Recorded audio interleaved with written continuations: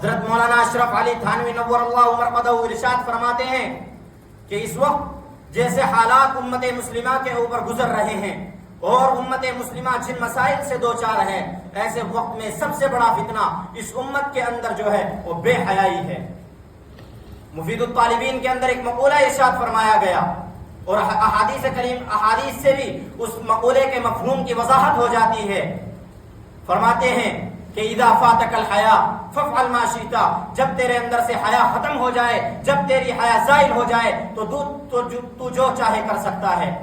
اس کے بعد تیرے لیے کوئی روک ٹوک نہیں ہے۔ جب تیرے اندر حیا ہی باقی نہیں رہ گئی تو پھر اب تیرے لیے تجھ کو کون روک سکتا ہے اور کون تجھ کو کسی کام کو کرنے سے منع فرما سکتا ہے۔ اس لیے حیا جو انسان کے اندر ہوتی ہے وہ انسان کو برے کاموں سے روک بھی سکتی ہے اور انسانوں کو اچھے کاموں کی طرف راغب بھی کر سکتی ہے، اور حیا سب سے زیادہ جو پیدا ہوتی ہے وہ انسان کے اندر نماز کے ذریعے سے پیدا ہو سکتی ہے۔ اس لیے قرآن کریم کے اندر متعدد جگہ ارشاد فرمایا گیا کہ آپ نماز کو قائم کیجئے، ان الصلاۃ تنہی عن الفحشاء والمنکر، کہ نماز جو ہوتی ہے وہ بدکاریوں سے روکتی ہے اور منکرات سے روکتی ہے اور اچھائیوں کا حکم کرتی ہے اور مامورات کی طرف راغب کرتی ہے۔